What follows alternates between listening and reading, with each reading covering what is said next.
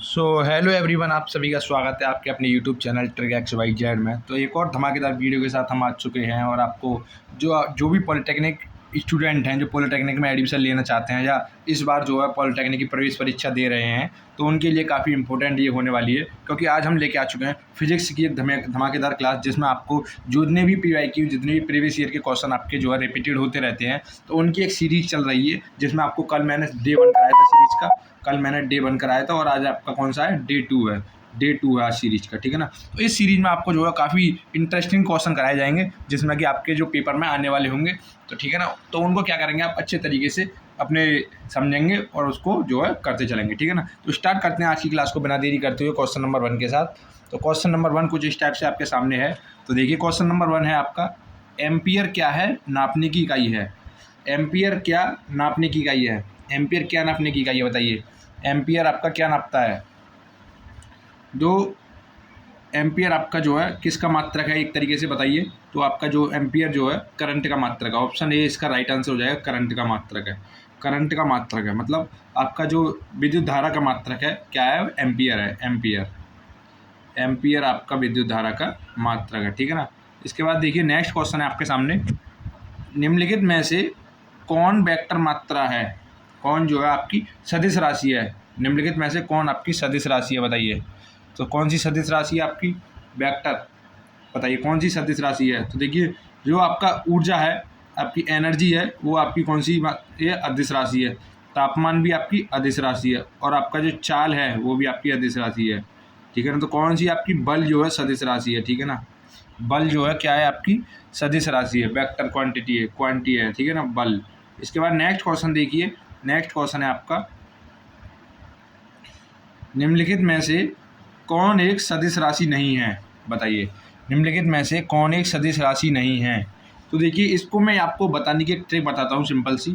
अगर आपको सदिश राशि पूछे, ठीक है ना, सदिश राशि कौन सी है, या आपको कोई ऑप्शन दे दे 4 फिर पूछे उसमें से सदिश राशि कौन सी है, तो उसमें देखिए अगर जितनी भी राशियों में वेग आ रहा है, साथ में वेग आ रहा है, तो वो सभी क्या है, आपकी सदिश राशि है। क्या है, वो सभी आपकी सदिश राशि है, ठीक है ना। क्या है, वो सभी आपकी सदिश राशि है जिनमें वेग आ रहा है। तो देखिए जैसे कि इसमें कह रहा है सदिश राशि नहीं है, ठीक है ना। तो सदिश राशि नहीं है, पहले आप क्या करेंगे, क्वेश्चन को अच्छे तरीके से पढ़ेंगे, उसके बाद ही उसका आंसर करेंगे, ठीक है ना। तो ये कह रहा है सदिश राशि नहीं है, तो नहीं है वाली राशि हमें इसमें देखनी है। तो देखिए सदिश राशि नहीं है, तो देखिए इसमें वेग आ रहा है तो ये भी एक सदिश राशि है। समवेग, ये इसमें भी वेग आ रहा है तो ये भी एक सदिश राशि है। कौड़ीय वेग, इसमें भी वेग आ रहा है तो ये भी एक सदिश राशि है। तो इसमें बची कौन सी, तो ऑप्शन सी इसका राइट आंसर हो जाएगा, द्रव्यमान। द्रव्यमान आपका सदिश राशि नहीं है। द्रव्यमान आपका कौन सी राशि है, द्रव्यमान आपका अदिश राशि है। कौन सी राशि है, अदिश राशि है, ठीक है ना। तो देखिए ये आपके तरीके से एक ट्रिक है, एक तरीके से मान लीजिए जिसमें वेग आ रहा है वो सभी आपकी सदिश राशि के अंडर आएंगी, और जिसमें वेग नहीं है, जैसे कि इसमें अब आ गया द्रव्यमान, तो द्रव्यमान आपका अदिश राशि है, ठीक है ना। द्रव्यमान आपका अदिश राशि है। देखिए ऐसा नहीं है कि अगर जिसमें ऐसी भी और भी राशियाँ हैं जिनमें वेग नहीं आता लेकिन फिर भी वो सदिश हैं। ये तो मैंने आपको एक जनरली बताया है कि आप कंफ्यूज ना हो और इजीली अपना आंसर कर सकें, ठीक है ना। इसके बाद नेक्स्ट क्वेश्चन देखिए, नेक्स्ट क्वेश्चन है, अदिश राशि है, अदिश राशि पूछ रहा है ये, अदिश राशि बताइए, अदिश राशि कौन सी है। अभी मैंने आपको अदिश राशि बताया था, कौन सी अदिश राशि बताइए। अदिश राशि है, अभी मैंने आपको बताया था ऊपर ही। तो अदिश राशि आपकी देखिए कौन सी है, तो ऑप्शन बी, ऊर्जा आपकी जो है, एनर्जी जो है आपकी अदिश राशि है। कौन सी राशि है, एनर्जी। ऑप्शन बी इसका राइट आंसर हो जाएगा, एनर्जी आपकी अदिश राशि है, ठीक है ना। नेक्स्ट क्वेश्चन देखिए, नेक्स्ट क्वेश्चन है आपका, निम्नलिखित में से कौन सी एक सदिश राशि है, बताइए। सदिश राशि अभी मैंने आपको बताया था। देखिए अदिश और सदिश से आपके काफ़ी ज़्यादा क्वेश्चन बनते हैं, तो ठीक है ना, आप इसको अच्छी तरीके से करेंगे जिससे कि आपकी कोई गलत ना हो। निम्नलिखित में से कौन सी एक सदिश राशि है, सदिश राशि बताइए, सदिश राशि है कौन सी है। तो देखिए जो दाब है, दाब आपकी अदिश राशि है। ऊर्जा अभी क्वेश्चन कराया है वो भी अदिश राशि है। कार्य आपका अदिश राशि है। तो बचा कौन सा, इसमें कह रहा है सदिश राशि है। कौन सी सदिश राशि है, संवेग आपकी सदिश राशि है। संवेग आपकी सदिश राशि है। पहचाना कैसे आपने, क्योंकि देखिए समवेग में पीछे क्या आ रहा है, वेग आ रहा है, वेग। जिस राशि में अगर वेग आ रहा है तो वो आपकी कौन सी है, सदिश राशि है। कौन सी राशि है, सदिश राशि है, ठीक है ना। इसके बाद देखिए नेक्स्ट क्वेश्चन है आपका, पदार्थ के संवेग और वेग के अनुपात में, पदार्थ के संवेग और वेग के अनुपात से कौन सी भौतिक राशि प्राप्त की जाती है। देखिए पदार्थ के संवेग और वेग के अनुपात से, संवेग अपन वेग के अनुपात से कौन सी भौतिक राशि जो है आपको मिलती है बताइए। पदार्थ के संवेग और वेग के अनुपात से कौन सी भौतिक राशि प्राप्त की जाती है बताइए। कौन सी भौतिक राशि प्राप्त की जाती है, तो देखिए संवेग बटे में वेग, तो कौन सी भौतिक राशि मिलती है, तो वो आपको मिलती है द्रव्यमान। कौन सी मिलती है, द्रव्यमान मिलती है, द्रव्यमान। तो मास इजिकल टू आपका होता है संवेग अपॉन में वेग, ठीक है ना। कौन सी राशि मिलती है, द्रव्यमान। ऑप्शन बी इसका राइट आंसर हो जाएगा, ऑप्शन बी इसका राइट आंसर हो जाएगा, ठीक है ना। इसके बाद देखिए नेक्स्ट क्वेश्चन है आपका, रॉकेट किसके सिद्धांत पर कार्य करता है। इंपॉर्टेंट क्वेश्चन है और काफ़ी बार पूछा भी गया है, ठीक है ना, काफ़ी बार पूछा भी गया है, अक्सर पूछा जाता है रॉकेट किसके सिद्धांत पर कार्य करता है बताइए। रॉकेट आपका किसके सिद्धांत पर कार्य करता है, आप पढ़ के भी आए होंगे, क्लास 10th में भी पढ़ा होगा आपने साइंस में, और जो 12th के बाद देंगे पेपर उन्होंने भी पढ़ा होगा।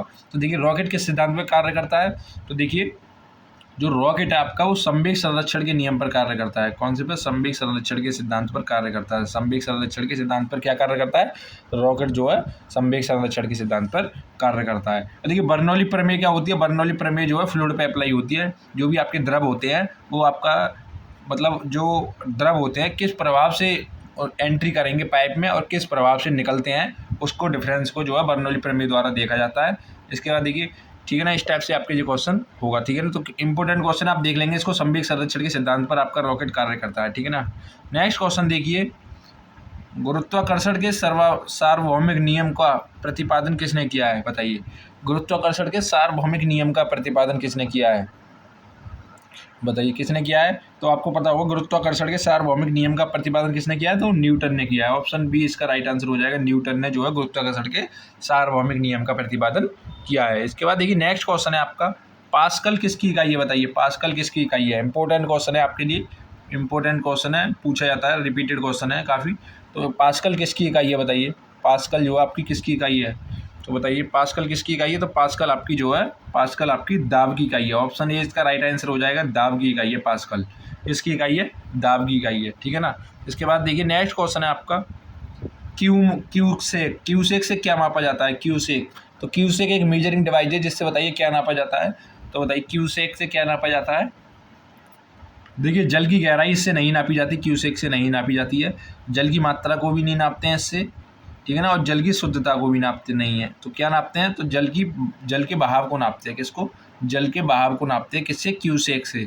ऑप्शन ए इसका राइट आंसर हो जाएगा, जो जल के बहाव को किससे नापते हैं, क्यूसेक से नापते हैं, क्यूसेक से, ठीक है ना। नेक्स्ट क्वेश्चन देखिए, नेक्स्ट क्वेश्चन है आपका, निम्नलिखित में से कौन सबसे अधिक प्रत्यास्थ है बताइए। निम्नलिखित में से कौन सबसे अधिक प्रत्यास्थ है, यानी कि इलास्टिसिटी है, इलास्टिक्स है। निम्नलिखित में से कौन सबसे इलास्टिक है बताइए, कौन है, तो बताइए सबसे इलास्टिक। तो इसमें जो है आपका ऑप्शन डी हो जाएगा, स्टील आपकी सबसे ज़्यादा इलास्टिक हो जाएगी, ठीक है ना। अधिक प्रत्यास्थ कौन सी हो जाएगी, स्टील हो जाएगी, स्टील। नेक्स्ट क्वेश्चन देखिए, अगर आपका स्टील नहीं आएगा ऑप्शन में, अगर आपको पेपर में इस क्वेश्चन दे अगर इसमें स्टील नहीं आई तो आप उस कंडीशन में रबड़ को लगा के आएंगे, ठीक है ना। किसको लगा के आएंगे, रबड़ को लगा के आएंगे अगर स्टील नहीं देता है। अगर स्टील दे रखा है तो आप स्टील पर ही टिक करेंगे, ठीक है ना, स्टील पर ही टिक करेंगे। क्या है, स्टील पर ही आप टिक करेंगे अगर स्टील दे रखा है तो। ऑप्शन डी इसका राइट आंसर हो जाएगा। इसके बाद देखिए नेक्स्ट क्वेश्चन है आपका, वह कौन सा बल है जिसके कारण पिंड धरती के केंद्र की ओर खींचा चला जाता है बताइए। वह कौन सा बल है जिसके कारण पिंड धरती के केंद्र की ओर खींचा चला जाता है बताइए। कौन सा बल है जिसके कारण पिंड धरती के केंद्र की ओर खींचा चला जाता है। देखिए सपोज दैट आप ये आपकी सरफेस है कोई भी, आप इस सरफेस पे खड़े हुए हैं, ये धरती है, ये है आपकी अर्थ, ये अर्थ है, आप इस पे खड़े हुए हैं, यहाँ पे आप यहाँ पे खड़े हुए हैं, ठीक है ना, आप यहाँ पे खड़े हुए हैं। अब देखिए आप क्या करेंगे, आपके हाथ में कोई एक पत्थर है, कंकड़ मान लीजिए, वो आपने उछाला ऊपर को और वो पत्थर आपका यहाँ तक गया, फिर वो कहाँ आएगा बताइए, तो वो नीचे की ओर आएगा, केंद्र की ओर आएगा।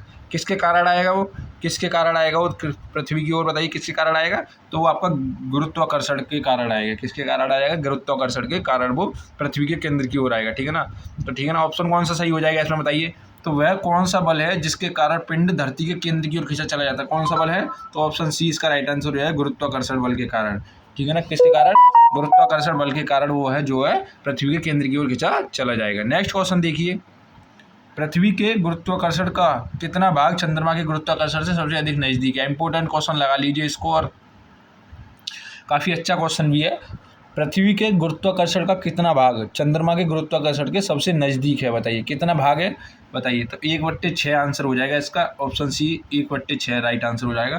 पृथ्वी के गुरुत्वाकर्षण का 1/6वां भाग, 6वां भाग चंद्रमा के गुरुत्वाकर्षण के सबसे नज़दीक है, यानी कि 1/6वां भाग जो है, 1/6वां भाग जो है आपका चंद्रमा के गुरुत्वाकर्षण के सबसे नज़दीक है, 1/6वां भाग, ठीक है ना। 1/6वां भाग पृथ्वी का, 1/6वां भाग पृथ्वी के गुरुत्वाकर्षण का 1/6वां भाग वो आपके चंद्रमा के गुरुत्वाकर्षण के सबसे नज़दीक है, ठीक है ना। इसके बाद देखिए नेक्स्ट क्वेश्चन है, आर्कमिडीज का नियम निम्नलिखित में से किससे संबंधित है। आर्कमिडीज का जो नियम है वो निम्नलिखित में से किससे संबंधित है, बताइए। आर्कमिडीज का जो सिद्धांत है वो किससे संबंधित है। तो देखिए गुरुत्वाकर्षण का नियम आपका जो है न्यूटन से संबंधित था, ठीक है ना। समकोण त्रिभुज का नियम आपका आर्कमिडीज के सिद्धांत से संबंधित नहीं था, ठीक है ना। अब देखिए इनमें से कोई नहीं, एक ऑप्शन है, ये हो नहीं सकता, तो बचा कौन सा, प्लवन का नियम।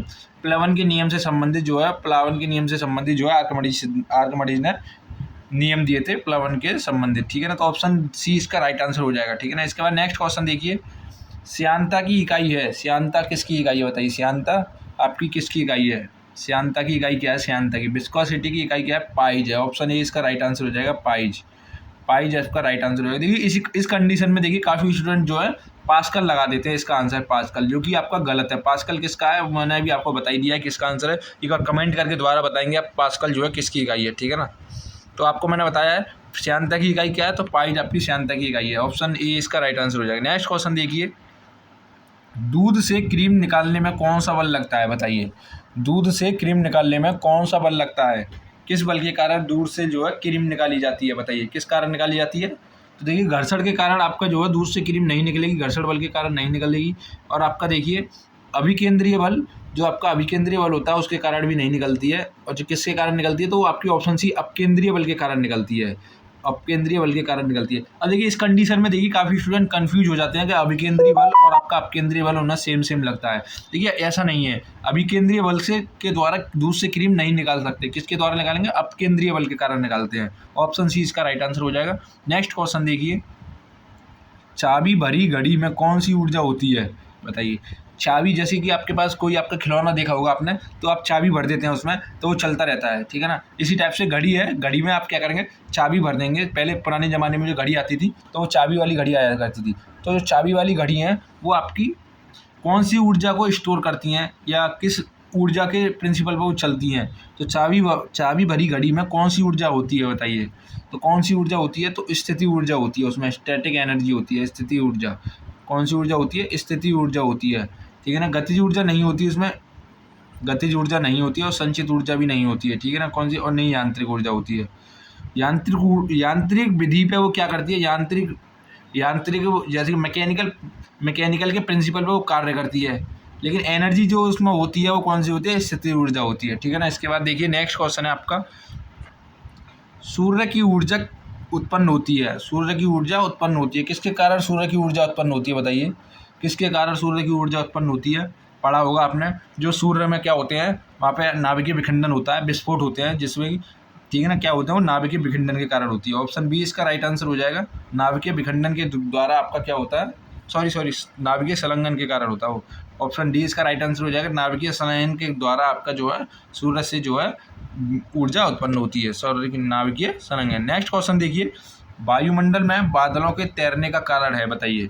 वायुमंडल में आपने देखा होगा जो बादल होते हैं जो वो क्या होते हैं, हवा में जो है तैरते रहते हैं। तो किस कारण वो तैरते हैं, बताइए किस कारण तैरते हैं वो, तो आपके किस कारण तैरते हैं। देखिए दाब के कारण तो तैरेंगे नहीं, अगर उन पर कोई फोर्स लगेगा या प्रेशर लगेगा तो वो नीचे की ओर आ जाएंगे, ठीक है ना। तो दाब के कारण वो नहीं तैरेंगे। अब दूसरा देखिए, ताप के कारण नहीं तैरते वो, ताप के कारण कोई भी वस्तु नहीं तैरती है। वेग के कारण, तो देखिए वेग के कारण भी वो नहीं तैरते हैं। तो किसके कारण तैरते हैं, वो घनत्व के कारण तैरते हैं। ऑप्शन बी इसका राइट आंसर हो जाएगा, डेंसिटी के कारण वो तैरते हैं, घनत्व। देखिए घनत्व के कारण जो है वायुमंडल में बादल जो है तैरते हैं। इसके बाद देखिए नेक्स्ट क्वेश्चन हो जाएगा आपके सामने, वस्तु की मात्रा बदलने पर क्या अपरिवर्तित रहेगा।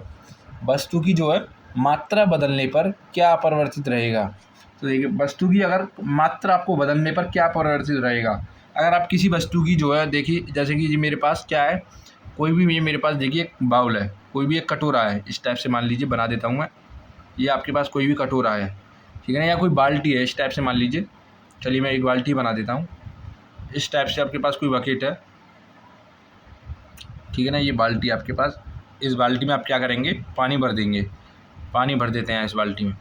अब पानी भर देंगे तो वस्तु की मात्रा बदलने पर अब इसमें से क्या करेंगे, आप एक और बाल्टी लेंगे, मतलब इसी बाल्टी में से आधा पानी कम कर देंगे, इसी बाल्टी में से आधा पानी कम कर देंगे, और इसमें से इस बाल्टी को आधा पानी कम करने के बाद इतना पानी इसमें बच जाएगा, ठीक है ना। तो अब इसमें क्या बदला बताइए। देखिए आयतन की बात करूँ तो आयतन बाल्टी का पहले भी इतना था, आयतन इतना था, और अब भी इतना ही है, आयतन तो बदला नहीं है। द्रव्यमान बात करें तो देखिए बाल्टी का द्रव्यमान तो वही है, केवल अंदर का द्रव्यमान चेंज हुआ। भार की बात करूँ तो भार भी बदल गया है, लेकिन जो मेन इसमें बदला है वो आपका घनत्व बदला है। घनत्व क्या बदला है, घनत्व। जो इसके अंदर का घनत्व है और इसके पानी का घनत्व है, और इस पानी का घनत्व क्या हुआ है, चेंज हो गया है। क्या हुआ है, चेंज हो गया है। इसका जो घनत्व है वो क्या कम हो गया है, ठीक है ना। तो इस टाइप से वस्तु की अपरिवर्तन क्या होती है, तो ऑप्शन इसका बी राइट आंसर हो जाए, घनत्व इसमें बदल जाता है, ठीक है ना।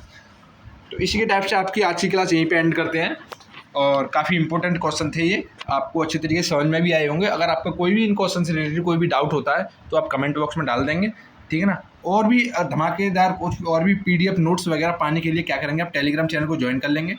टेलीग्राम चैनल का लिंक आपको जो है डिस्क्रिप्शन बॉक्स में मिल जाएगा, वहाँ जाके आप उसको ज्वाइन कर लेंगे। क्योंकि देखिए पॉलिटेक्निक एंट्रेंस एग्जाम से रिलेटेड जो भी लेटेस्ट इन्फॉर्मेशन आएगी, जैसे एडमिट कार्ड से रिलेटेड, एग्जाम से रिलेटेड, और आपके आंसर की से रिलेटेड, और पूरे प्रोसेस एडमिशन तक आपकी जो भी प्रक्रिया रहेगी उसमें हम आपके साथ रहेंगे, जिससे कि आपका कोई भी डाउट ना हो और आप कोई भी गलती ना करें, ठीक है ना। तो क्या करेंगे, टेलीग्राम चैनल को ज्वाइन कर लेंगे, वहाँ पे आपको जो है सभी इन्फॉर्मेशन सबसे पहले मिलती है। फिर इसके बाद देखिए चैनल को सब्सक्राइब कर देंगे, वीडियो को लाइक एंड शेयर कर देंगे, बेल आइकन को प्रेस कर लेंगे, ठीक है ना। तो मिलते हैं फिर नेक्स्ट वीडियो में, तब तक के लिए मैं यहीं पर आपसे थैंक यू कहना चाहूँगा। Thank you.